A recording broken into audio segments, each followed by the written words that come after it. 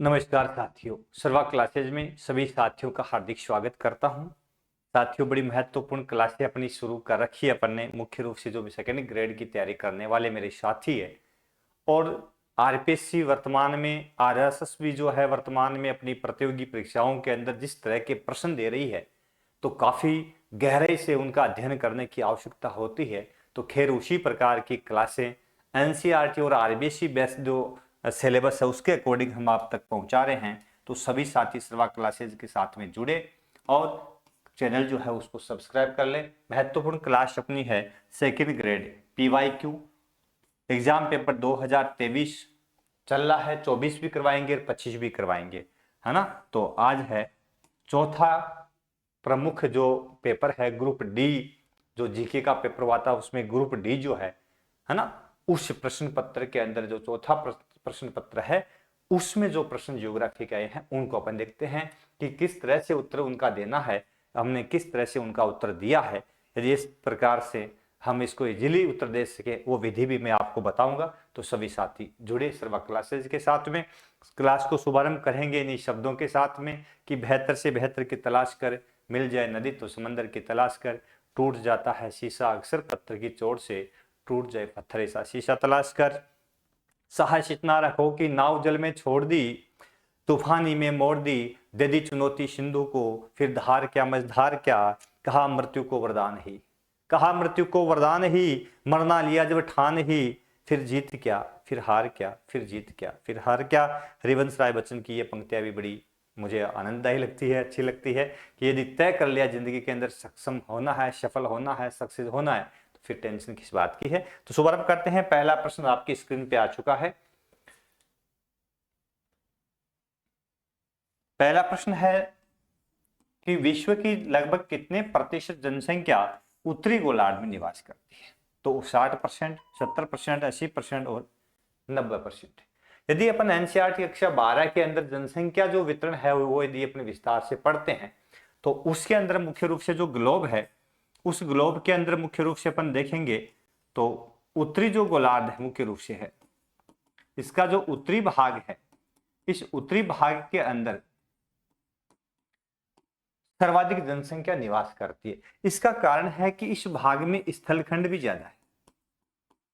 क्या ज्यादा है? स्थलखंड ज्यादा है, समझ गए। और स्थलखंड ज्यादा होने के कारण मुख्य रूप से यहां लगभग इस भाग के अंदर जनसंख्या की बात आ जाए तो लगभग 85% जनसंख्या निवास करती है। कितनी निवास करती है? 85% आबादी जो है वो मुख्य रूप से निवास करती है इस भाग के अंदर। तो 85% आबादी इस भाग में है क्योंकि स्थलखंड यहाँ पे ज्यादा है। आप देखेंगे विश्व के मानचित्र में तो आपको पता चलेगा कि दक्षिण अमेरिका, अफ्रीका, है ना, उनके भी आधे भाग जो है मुख्य रूप से उत्तरी गोलार्ध के अंदर है। तो पूरा यदि देखें तो ऑस्ट्रेलिया और अंटार्कटिका, अंटार्कटिका निर्जन है, तो बहुत बड़ा इलाका जो है मुख्य रूप से उत्तरी गोलार्ध में है। तो जनसंख्या का लगभग 85% एनसीईआरटी कक्षा 12 के अंदर दे रखा है। तो 85% आबादी जो मुख्य रूप से उत्तरी गोलार्ध में निवास करती है। तो इसमें यदि अपन ऑप्शन देखेंगे तो 85 के आसपास में, यानी अपन देखेंगे तो 90% जनसंख्या यहाँ पे अपन राइट मानेंगे, क्योंकि उसमें यह भी लिखा है कि एशिया महाद्वीप जो है अधिक जनसंख्या वाला, यानी अकेले एशिया के अंदर, यानी ये भी ध्यान रखिएगा आपका कि अकेले एशिया में विश्व की 60% आबादी निवास करती है ना। तो ये भी बहुत अधिक जनसंख्या अपन कह सकते हैं विश्व की आबादी है, काफी अधिक एशिया महाद्वीप में भी निवास करती है। 6 बड़े ऐसे देश है जिसके अंदर से अपन चीन है, भारत है, संयुक्त राज्य अमेरिका है, मलेशिया है, पाकिस्तान है, बांग्लादेश है ना। तो ये 10 बड़े देश है जिनमें विश्व, इन 10 देशों में सिर्फ 60% आबादी निवास करती है। तो यहाँ पे राइट आंसर अपन मान लेंगे 90% आबादी। लेकिन यदि आप ध्यान देखना इसमें ऑप्शन यदि 85 आता है तो आपको राइट करना है 85%। ऑप्शन यदि 85 है तो राइट 85 करना है, 90 आ जाए तब राइट आपको 90 करना है ना। 80 से प्लस ही है ये सब। दूसरा प्रश्न आता है कि निम्नलिखित सूची को सुमेलित करना है। वही प्रश्न, सेम से प्रश्न लगभग सभी ग्रुपों में हमने ए देखा, बी देखा, सी देखा, अब डी और देख रहे हैं। तो महासागर जो है उसके सीमावर्ती महासागर जो था उसका सीमावर्ती सागर पूछा गया था बाकी 3 पेपरों के अंदर। अब इसमें पूछ लिया है महासागर में प्रमुख द्वीप है उनको पूछ लिया है। तो विश्व के प्रमुख महासागर है, विश्व के प्रमुख महाद्वीप है, यदि विश्व स्तर का यदि जीके पूछते हैं तो हम उनके सीमावर्ती सागर के नाम पूछा है अब तक, या फिर पूछे तो बहुत गहरा नहीं है, अपन देखेंगे तो ज्यादा गहराई वाले प्रश्न ये नहीं है, लेकिन बेसिकली हम वहां तक नहीं जाते हैं। हम एक महासागर की गहराई, लंबाई, चौड़ाई, है ना, ये चीज देखते रहते हैं, लेकिन ये बेसिक चीजें है ना, हम यहाँ से थोड़ा सा आगे निकल जाते हैं तो थोड़ा सा पीछे मुड़ के देखेंगे और स्टेप बाय स्टेप चलेंगे तो अपन ज्यादा याद कर लेंगे। इसमें है गैलापेगोस द्वीप, जो मुख्य रूप से कहाँ पे है, तो सामने लिखा है हिंद महासागर। कन्नारी कहाँ पे, प्रशांत महासागर। डियागो गार्सियो, इसके सामने हिंद महासागर लिखा है। न्यू साइबेरियन आर्कटिक महासागर। अब सीधा यदि जुड़ा हुआ है तो न्यू साइबेरियन वाला जुड़ा हुआ है, क्योंकि न्यू साइबेरियन आर्कटिक में है, अपन साइबेरिया का जो उत्तरी छोर है वहां पे इनकी अवस्थिति भी बता दूंगा मैं, ठीक है ना। लेकिन जैसे कन्नारी धारा बहती है किसमें, अटलांटिक महासागर के अंदर ठंडी जल धारा बहती है, तो कन्नारी मुख्य रूप से अफ्रीका महाद्वीप जो है उसका जो उत्तरी पश्चिमी जो तट है उसके आसपास से अटलांटिक महासागर में मुख्य रूप से कन्नारी द्वीप है। तो इसमें अपन सीधा मिलाएंगे तो आपको कन्नारी पता है कि 3 से है, न्यू साइबेरियन आर्कटिक से है, तो यदि अपन बै के अंदर 3 तो बै में 3 इसमें आ रहा है, बै में 3 इसमें आ रहा है, ठीक है। उसमें बाद में अपने को पता है न्यू साइबेरिया आर्कटिक में ही है, साइबेरिया का उत्तरी भाग आर्कटिक में मिलेगा आपको। तो न्यू साइबेरिया यदि द में आपको 4 है, द में 1, ये तो नहीं होगा तो ये तो कट गया, द में 4 इसमें, जिसमें तो वो नहीं मिला था, द में 4 इसमें है, तो 2 ऑप्शन आपको सही आ रहे हैं तो आप सीधा मिला लेंगे, इसमें द ऑप्शन सही हो जाएगा, है ना, सीधा हो जाएगा ना, इजीली हो जाएगा। अब बाकी आप मिला लीजिए, आराम से आपको पता चल ही जाएगा कि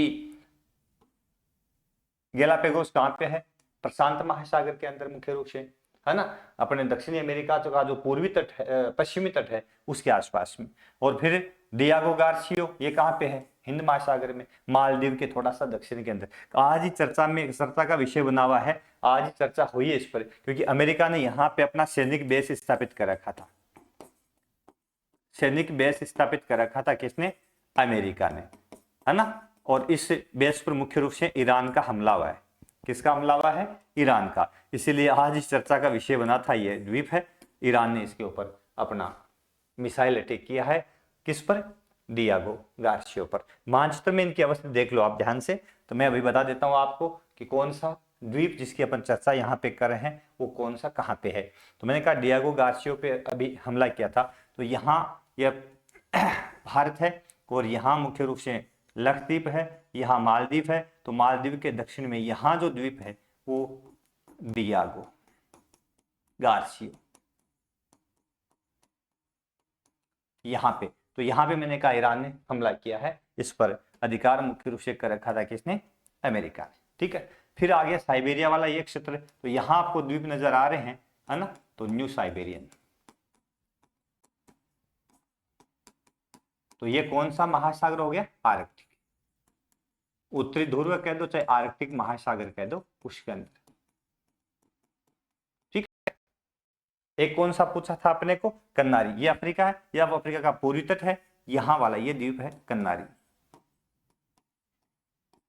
ठीक है। 3 और 1 पूछा था प्रशांत महासागर अंदर दक्षिणी अमेरिका है, उसका पश्चिमी भाग यहाँ पे, है ना। तो ये कौन सा पूछा था अभी अपने को,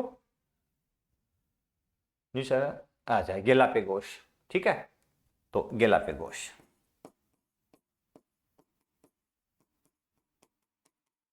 ये द्वीप, तो ये 4 द्वीप आप मानचित्र में समझ गए होंगे कौन सा कहां पे है, ठीक है। पता हो जाना चाहिए आपको भाई ये द्वीप महासागर में इनकी अवस्थिति कहां कहां पे है। अगला प्रश्न देखिए ध्यान से, अगला प्रश्न आता है अपना, चार्ज तो है ना 61, ठीक है। अगला प्रश्न आता है कि निम्न में से कौन सी एक भूमंडलीय पवन नहीं है, मैंने पहले ही बता दिया था 3 भूमंडलीय पवन है जो पृथ्वी के घूर्णन से प्रभावित होती है मुख्य रूप से, जिसमें व्यापारिक पवन है, जिसमें पछुआ पवन है, जिसमें धुरी पवन है, तो 3 तो भूमंडलीय है, बची कौन सी, मानसूनी पवन। तो ये मानसूनी पवन मुख्य रूप से कहाँ अधिक सक्रिय रहती है, जो मानसून मुख्य रूप से हिंद महासागर के अंदर अपन देखते हैं, है ना, यहाँ से ये पवनें प्रभावित होकर के अपने भारत के अंदर अच्छी वर्षा करती है ना। तो मुख्य रूप से मानसूनी पवन जो है वो पृथ्वी के घूर्णन से संबंधित नहीं है। बाकी तीन पवन, ध्रुवीय, पछुआ और व्यापारिक पवन, पृथ्वी के घूर्णन से संबंधित। पहले भी बता दिया था मैंने ये प्रश्न, है ना, और दोबारा इसी को पूछ लिया। फिर अगला प्रश्न आता है कि किस वर्ष से संयुक्त राष्ट्र संघ द्वारा टिकाऊ विकास का लक्ष्य अपनाया गया। अब टिकाऊ विकास, जिसको अपन धारणीय विकास भी कहते हैं, है ना, इसको अपन धारणीय विकास, धारणीय विकास भी इसको अपन कहते हैं, इसको सतत विकास भी कहते हैं, है ना।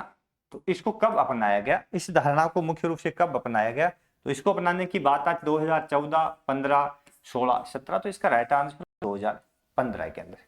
धारणीय विकास को संयुक्त राष्ट्र संघ ने कब स्वीकृत किया, अपनाया था 2015 के अंदर, है ना।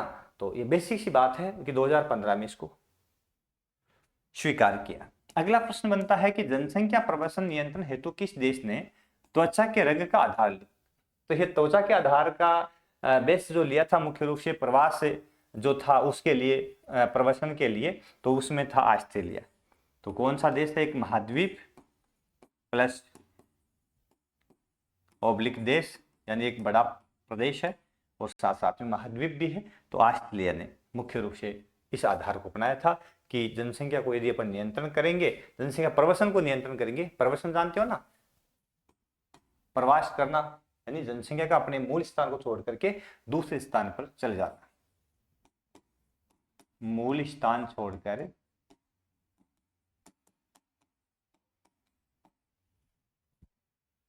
चले जाना, यानी किसी मूल स्थान से आप इधर आ रही है तो भी प्रवासी है और कहीं जा रही है तो भी प्रवासी है। इसमें दो शब्द मुख्य रूप से इसमें काम आते हैं, तो आप्रवास, क्लास 12 की क्लास अपने दे रखी है विस्तार से, वहां पे एक उत्प्रवास, जो छोड़ के जाते हैं उत्प्रवासी, जो आते हैं वो आप्रवासी, ठीक है ना। तो ये आप ध्यान रखोगे। अगला प्रश्न है, बेसिक सा पूछ लिया, भारत के मानचित्र के संदर्भ में है।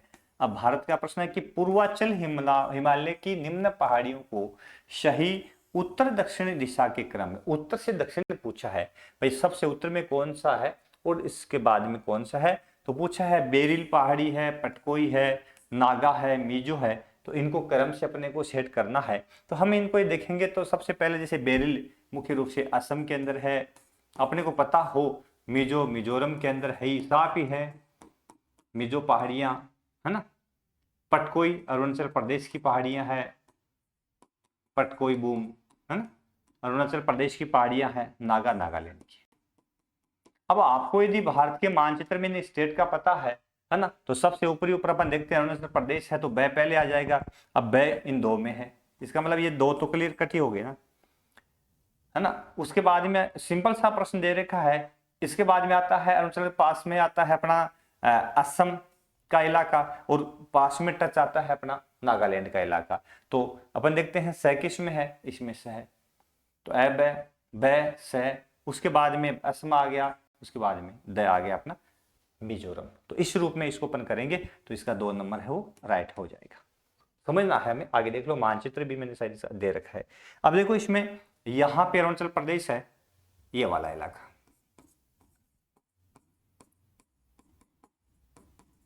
ठीक है। उसके बाद में ये वाला इलाका है वो नागालैंड है। उसके बाद में ये मिजोरम है और ये असम है, असोम वर्तमान में, ठीक है। तो अब इसमें अपन देखेंगे कि यहाँ जो पहाड़ियां होगी वो कहाँ होगी, अरुणाचल प्रदेश की पहाड़ियां मुख्य रूप से होगी, ठीक है ना। तो यहाँ वाली पहाड़ियां जो है जैसे पटकोई भूमि, दूसरी यहां जो पहाड़ी है वो कौन सी है, नागा पहाड़ियां। यहां जो पहाड़ियां कौन सी है, मिजो पहाड़ियां। और यहां जो पहाड़ियां वो कौन सी असम के अंदर, बेरिल। तो क्रम देख लो इसमें, सबसे पहले पटकोई, फिर आ गया बेरिल, उसके बाद में आ गया अपना नागार, उसके बाद में आ गया अपना मिजो। तो हमने कौन सा किया था, एक बार और देखना। पहले आ गया अपना पटकोई बूम, बेरिल, नागा।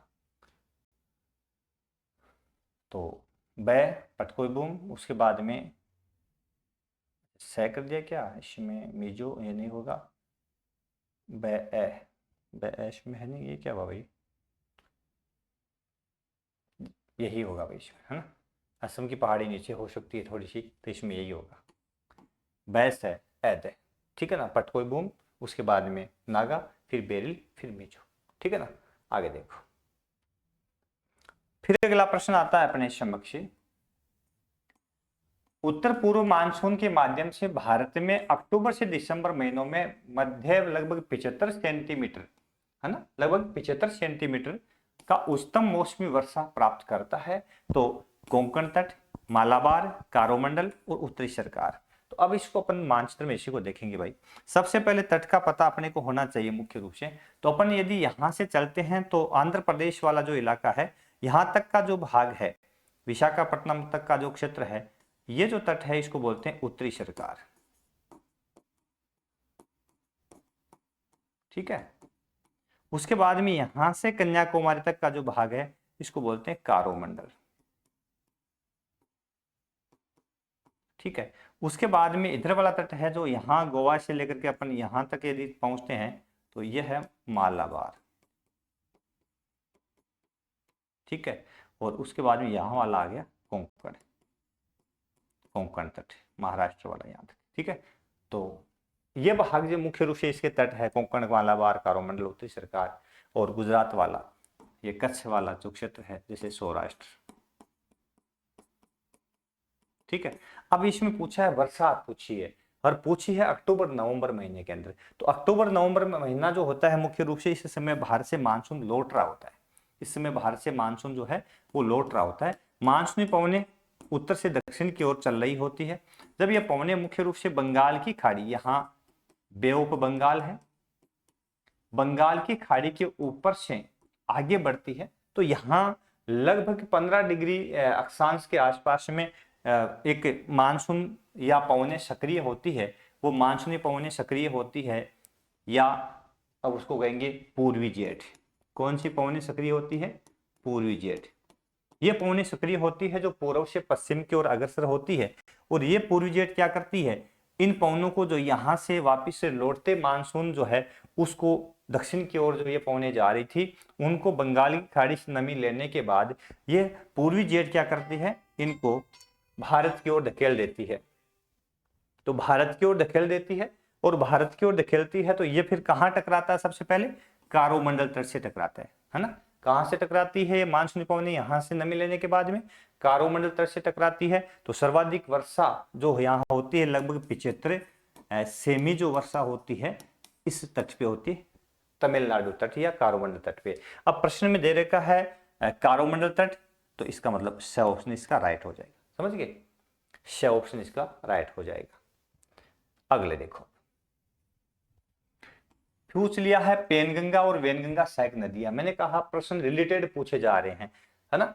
तो महानदी की सहायक नदियां, गोदावरी की सहायक, कृष्णा जो पहले पूछी थी उससे रिलेटेड पूछा गया है। तो पेनगंगा और वेनगंगा की बात आती तो आप कहां चले जाओगे, ये गोदावरी की सहायक है ना, गोदावरी की सहायक नदियां, ठीक है। यमुना के अंदर जैसे अपन चलेंगे तो यहाँ तो चंबल है, केन है, बेतवा है ना, सिंध है, ये इसकी प्रमुख सहायक नदियां हैं। और महानदी की जाएंगे अपन तो महानदी तो मुख्य रूप से अपना ये अपना छत्तीसगढ़ का जो पठारी क्षेत्र है यहाँ से निकलती है। तो ये नदियां पेनगंगा वेनगंगा की बात आती है तो आप कहाँ चले जाओगे, गोदावरी जो दक्षिण भारत की सबसे लंबी नदी का श्रेय इसी के पास में, मैंने बताया था पहले भी, सबसे लंबी नदी है और 1465 किलोमीटर लंबी नदी है ये, है ना। दूसरा इसकी विशेषता है कि यह दक्षिण भारत की गंगा कहलाती है, दक्षिण भारत की गंगा के नाम से भी इसको जाना जाता है। तो ये भी आप ध्यान रखोगे, इसको दक्षिण भारत की गंगा भी कहते हैं, ठीक है। और विस्तार से क्लास अपनी आगे डाली है। अगला प्रश्न आता है अपना कि सुंदरी एक प्रकार की प्रजाति है। सुंदरी प्रजाति की बात आती है तो यह उष्णकटिबंधीय पतझड़ वनों की बात है।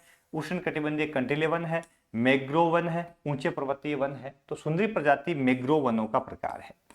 ये मैंग्रोव वन कहाँ मिलते हैं मुख्य रूप से? तो मानचित्र में देखेंगे कि यहाँ का जो प्रदेश है, यहाँ का जो एरिया मुख्य रूप से है ना, ये पश्चिम बंगाल, यहाँ से अपन देखेंगे इधर से एक नदी आती है यहाँ से आकर के, और यहाँ से जो नदी मुख्य रूप से आती है वो जैसे गंगा आती है इधर से दो धाराओं के रूप में, यहाँ बांग्लादेश में दोनों प्रवाहित होती है। एक शाखा अपने पश्चिम बंगाल में प्रवाहित होती है, यहाँ अपना डेल्टा बनाती है मुख्य रूप से, है ना। तो ये ब्रह्मपुत्र और गंगा का डेल्टा,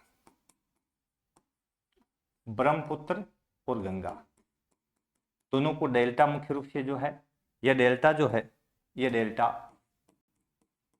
विश्व का सबसे बड़ा डेल्टा है ना। यह डेल्टा, इसकी विशेषता क्या है?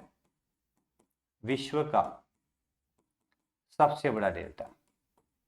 डेल्टा क्या है? क्लास डाल रखी है। सबसे बड़ा डेल्टा विश्व का ये मुख्य रूप से है।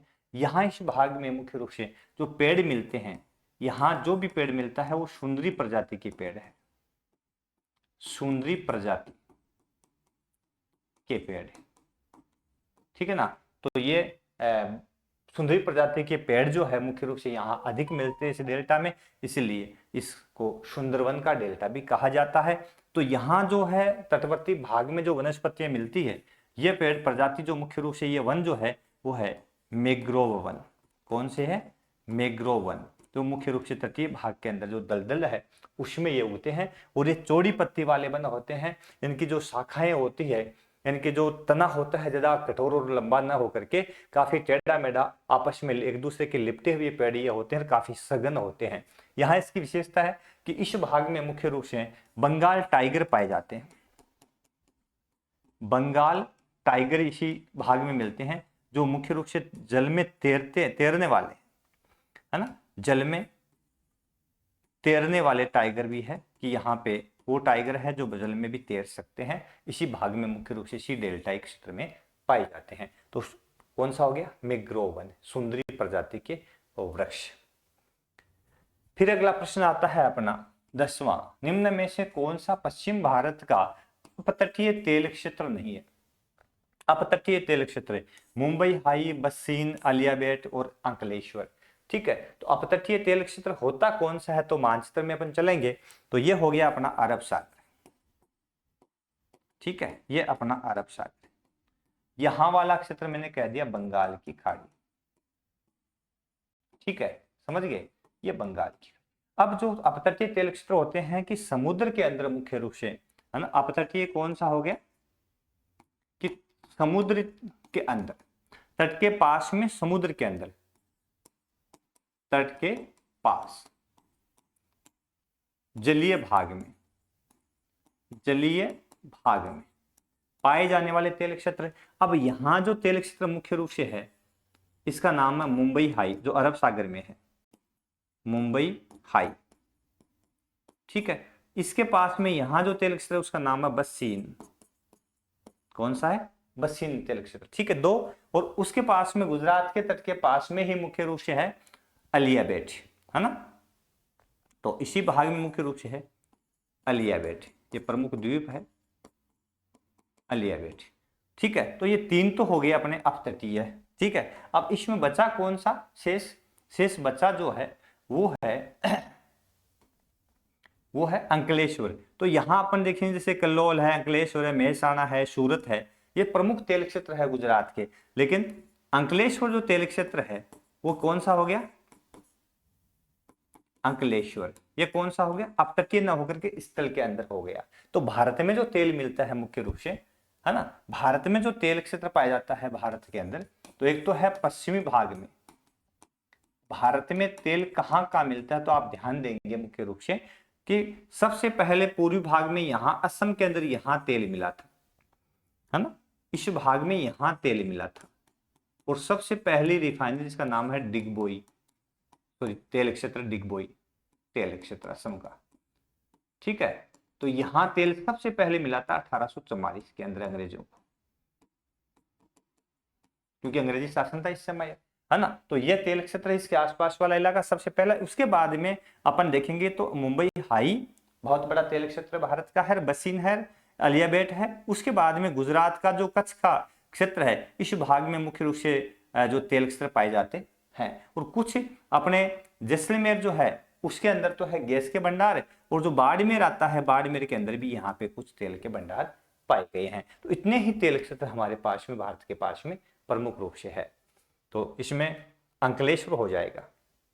ठीक है, तो ये भारत और विश्व के संदर्भ में 10 प्रश्न मैंने जो दिए वो पूछे गए थे। राजस्थान वाले करवा देंगे, आप चिंता मत करना, है ना, राजस्थान के भी करवा दूंगा मैं। तो ये सभी प्रश्न जो है आपने वो किस तरह से इजी भाषा में, इजी वे में अपन सरल करके और पूरे में से पूरे नंबर अपन ले सकते हैं। तो आप जरूर सर्वा क्लासेस के साथ में जुड़ेंगे, तो मैं भरपूर कोशिश करूंगा आपकी कि हम किस तरह से इस तरह के प्रश्न जो आते हैं उनको इजी वे में सोल्व कर सकते हैं और अपना सिलेक्शन जो है वो सुनिश्चित कर सकते हैं। तो सभी साथी इतना जरूर कर देना, इतनी मेहर कर देना कि सर्वा क्लासेस जो चैनल है उसको सब्सक्राइब कर लेना और अन्य साथियों को शेयर भी कर देना, है ना। फिर मिलेंगे अगली क्लास में, तब तक के लिए आज की क्लास में इतना ही। आपसे लेते हैं विदा सभी साथियों से। जय हिंद, जय भारत, जय भीम। थैंक यू साथियों।